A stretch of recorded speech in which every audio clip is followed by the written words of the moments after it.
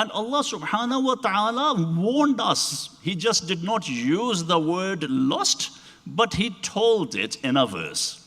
He said, in verse number 19 of Surah Al-Hashr, Allah subhanahu wa ta'ala says, He warned us, وَلَا تَكُونُوا كَالَّذِينَ نَسُوا اللَّهَ فَأَنْسَاهُمْ أَنفُسَهُمْ.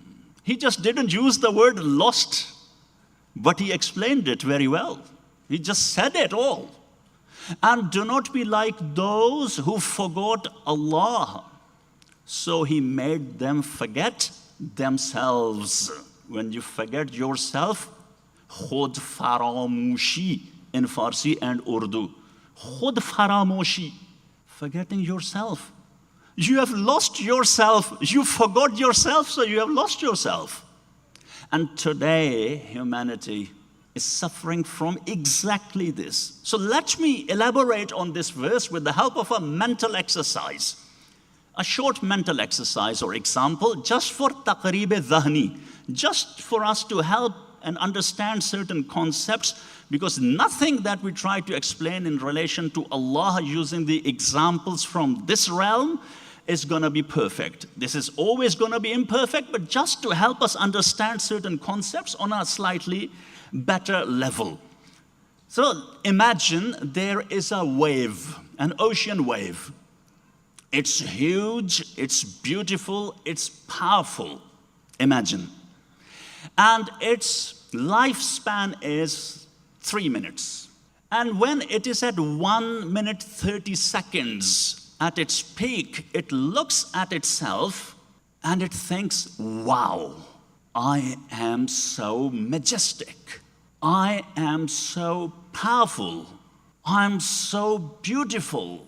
And at that very moment, it just forgets that its existence absolutely and totally depends on the ocean. So it forgets the ocean completely. So when it forgot the ocean completely, it forgot itself. It lost itself in the midst of all that ocean. Little did it know that in 90 seconds it was going to crash and become ma'doom and non-existent. We're all waves. We're nothing more than a wave. The ocean manifests itself through waves. But the waves who know what is their reality, what they are connected to, what they are dependent on. The truth is the ocean. The reality is the ocean. They never get lost, nor do they come up with all sorts of ideologies and ideas and concepts that contradict one another. If every wave knows what their origin is, they won't have any contradictions. Just like all the prophets and all the imams. They're also waves, and they know that they are simply waves, and the ocean is manifesting itself through waves. Allah manifests Himself through His creation to His creation. The Amir al-Mu'mineen, Imam al-Muttaqeen, Ali alayhi salam says, Alhamdulillahi al-mutajalli li khaliqihi bi khaliqihi. All praise is due to Allah, who manifests Himself for His creation through His creation. You are a manifestation of Allah's beauty. You want to see Allah? Look at the mirror. He is manifesting Himself to you through you. We are nothing but waves, different waves. This is the thing, but the problem is that we forget it. We forget it, and insan is rooted in nisyan, according to one point of view. And nisyan means to forget or forgetfulness. And one point of view is that human beings, when they come to this world, they forget about the covenant they have made with Allah subhanahu wa ta'ala.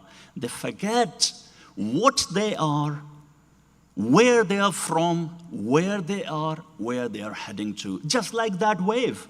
Forgot where it was from, where it was heading to. And the Amir al-Mu'mineen says, Rahimallahu imra'an alima min ayna wa fi ayna wa ila aina. May Allah's mercy be upon the one who knows where they are from, where they are, and where they are heading to. This is the basics of all the basics, to discover ourselves, what we are. This is what we are. But our problem is that we are like a child. We are like a child who goes to a fun fair with his parents, a boy, and then runs away from the parents and completely forgets the parents and becomes captivated by all the things happening in the fun fair, the lights, the rides, and everything, and busy the whole day, completely forgot about the parents. And when the night falls, starts to cry, "Oh, I am lost." The whole day he did not know he was lost. In the end, he realized, "Oh, I am lost." We are losing ourselves in the fun fair of this world. But just like that boy, when he was lost and didn't know he was lost, all the time he was still in the thoughts of his parents. The parents still have him in their thoughts. So no matter how lost we are still in the thoughts of Allah, and therefore, He keeps giving us the opportunities to discover ourselves, find ourselves through Muharram, through Hussein.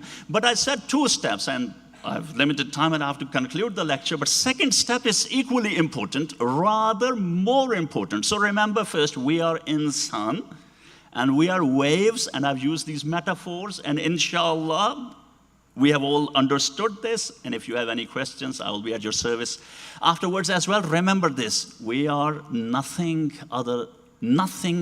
without Allah subhanahu wa ta'ala. What we are, waves, that's it. And then the second step, the question, who are you? The second question comes then, the more difficult one, because the first one, what are you? You can learn on a rational level, and it is somehow easy and interesting bit, an academic mental exercise.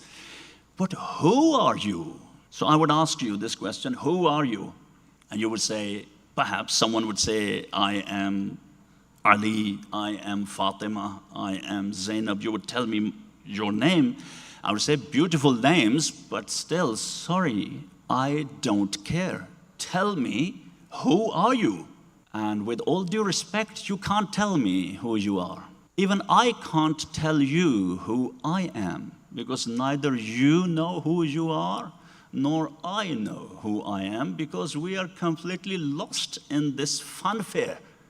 We don't even have time to think who we really are. We somehow have an idea who we really are, but the real who, real we, is hidden beneath the layers of our nafs. It's the underlying beliefs and underlying values of ours that define who we really are. And let me elaborate on this. We say, La ilaha illallah, and we recite it, we say, this is our aqidah. But practically speaking, it is very possible that someone says La ilaha illallah, but basically they mean to say La ilaha illa nafsi. It's hard to admit, it's very hard, and I am included, by the way. I've already said that. Anyone can have this without knowing. And Allah subhanahu wa ta'ala referred to such a person in Surah Al-Ma'idah, verse 105, أَفَرَأَيْتَ مَنِ اتَّخَذَ إِلَهَهُ هَوَاهُ. Have you seen, O Prophet, the one who has taken his desire as his God? What does that mean? La ilaha illa nafsi. The underlying values we are not even aware of. We say human beings are of 2 types. Either your brothers in faith, or nadirun laka fil khalq, or just like you in creation, the Amir al-Mu'mineen says. And we often use it as a marketing tool, with all due respect. But don't pay attention to it. It is very possible someone believes that apparently. But inside, the underlying value is that, no, not everyone is equal. Someone may say that everyone should be respected and there should be freedom of expression and everyone is equal, but the underlying value is no, you should all be subservient to me. And I don't even know that. And unless we take a journey, we would never be able to figure out who we are. The journey into the dark alleys of our nafs. We all have to do that, which means that we have to think why I say certain things, what is my motivation, how I act in a certain way, what is my intention. We don't have time for that because we are just way too busy and we haven't discovered our true self. And if we start to understand and reflect on our real beliefs, true beliefs, it can help us greatly, not only in the hereafter, but also in our dunya. So let me tell you a personal anecdote. Becoming aware of our beliefs and underlying beliefs and values. So let me tell you a personal anecdote. Quite a while ago, in one of my previous jobs, I attended a meeting, and the meeting was with the senior vice president of the client who had sponsored a big project. And it was I and my vice president, my president, my senior vice president, we had all worked on that project. And then came this senior vice president of the client. And I saw that my seniors, I was the junior most person in the meeting room. And they were all so anxious, uptight, and they were almost showing humility to the senior vice president as if their rizq, their sustenance was in his hands. And you know, when people are anxious or uptight in a meeting, it's pretty contagious. So I started to feel the same way. I also started to feel the same way. But alhamdulillah, I stopped for a second and I thought, Rehan, wait a minute, is your rizq really in his hands? You say Allah is ar-Razzaq, He is the sustainer, this is your aqeedah. You say La ilaha illallah, you say Alhamdulillahi Rabbil Alameen, He's the Rabb of everyone. He gives food, He gives drinks to everyone. So why are you so anxious and almost showing humility? What about your faith, all those things that you utter on the surface? Alhamdulillah, that helped me big time. And you know what I did? To overcome my anxiety, I started a conversation directly with the senior vice president, bypassing my team. And he looked to me and he reciprocated me. And we started having a chat. You know what? People in general and executives in particular like confident people. And that confidence you can get from the coaches and career coaches and motivational speakers and all that, but I'm telling you, the confidence you will gain by reflecting on your true beliefs and through tawheed and thinking about Hussein, you won't get from anywhere. And this faith will help you not only, it is not confined to these four walls of the mosque. In the boardrooms, you will discover yourself. In meetings and presentations, you will discover yourself. And Hussein will be helping you there. Husseiniat, Husseinism will be helping you there.